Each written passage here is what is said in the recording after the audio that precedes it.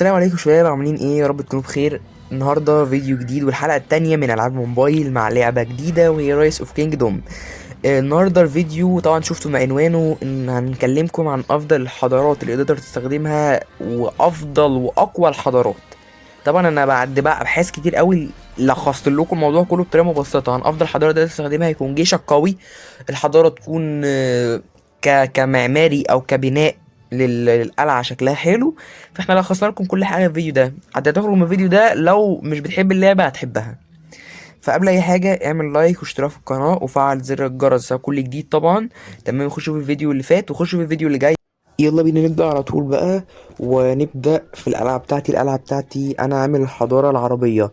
يلا بينا برضه نسمع الكلمة أو المقولة اللي بتتقال في كل حضارة. يلا بينا. لقد ذاق فريقي طعم الانتصار، لن يوقفنا شيء. الحضارة دي الجيش بتاعها حلو والضرر بتاعها أفضل حضارة فيهم. يلا حضارة تركيا بقى ونشوف برضه كل حاجة فيها. Osmanlı kılıcını kuşanan onurumu taşır. الحضارة دي الحلو فيها المعماري بتاعها، ولكن هي أقل من الحضارة العربية. numero virarum, necab mensura corporis, sed abbono anime bellum censebitur. أجمل حاجة في الحضارة البيزنطية اللي هي المستشفى والجيش شوية. تعالى يلا بينا نخش على الأسبانية ونشوف برضو ايه الدنيا فيها. بص يا شباب، عشان التسجيل مش متوافق ان احنا نسمع الصوت او المقولة عشان بسجل. تمام، ما الصوت كده مش هيطلع كويس. عموما يعني الحضارة البيزنطية هي حضارة كويسة جدا، تمام، بس مش احسن حاجة تقدر تستخدمها يعني او تخليها اولويتك الاولى.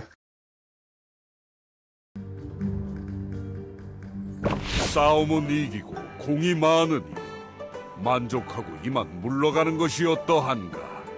بصوا يا الحضارة برضو الكورية زي البيزنطية واليابانية أفضل حاجة فيهم، تمام، والمصرية كويسة نسبيا عشان لسه نازلة في التحديث يعني اللي كان نازل السنة اللي فاتت، فمش مش مطورينها قوي يعني. تمام، والفايكنج حلوين ولكن ما عندهمش برضو سعة الجيش أو قوة الجيش رهيبة. الصين فاكس، تمام، وطبعا مش هسمعكم الاصوات بتاعتها بس بسمعوها بعدين. وفرنسا كويسه، انصحكم بيها بشده جدا. فرنسا وهي والحضاره العربيه والتركيه لغايه دلوقتي. بريطانيا كويسه ولكن هي العربيه احلى يعني. المانيا جامده، تمام، ولكن برضو اليابانيه احلى. بقيت بقى الدول اللي جايه دي كلها فاكس جدا. دي لسه المية دي لسه مضافه جديده طبعا. واخر حاجه معانا اللي هي اليونانيه، تمام. طبعا في حاجات بيهتموا بالمعمار زي الفايكنج وزي مصر، دي بيهتموا بالمستشفيات والحاجات دي، تمام. ولكن افضل الحضارات اللي انا قلت لكم عليها اللي هي العربيه والتركيه، تمام، واليابانيه، تمام. ودي بقى شكل الجنود برضه عشان يبقى عندك فكره كامله عنها. دي الجنود بتاعت اسبانيا، من احنا بنتحول من عربي لاسباني، تمام. فانا ارشح لكم اللي انا بستعملها اللي هي العربيه، مفيش افضل منها. العربيه دي افضل حضاره تقدر تستخدمها، هي والعثمانيه واليابانيه اللي انا ارشحها لكم يعني، اللي انتوا تقدروا تلعبوا بيها واللي ناس كتير قوي بيلعبوا بيها ومبسوطين جدا بيها. Πολίτες, θα χτίσουμε μια πόλη απαράμιλη. My enemies will choke on their own blood. بس كده، رب يكون في التوكو. انا كده هخص لكم كل حاجه. افضل حضاره هي العربيه والعثمانيه واليابانيه، تمام. طبعا في حضارات في المعماري افضل بكتير يعني، تمام. البيزنطيه حلوه جدا في المستشفيات، ومصر حلوه جدا في البناء، عندها قوه بناء رهيبه، تمام.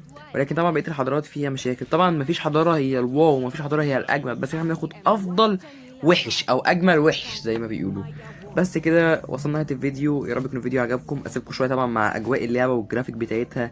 بس قبل ما اختم الفيديو يعني او قبل ما اسيب الخاتمه بتاعتي، اعملوا لايك واشتراك في القناه وشوفوا فيديوهاتي التانية طبعا، وكومنت بقى اللي عايزين اي لعبه قولوا لي عليها في الكومنت وانا هعملها على طول يعني. سلام. طعم الانتصار، لن يوقفنا شيء.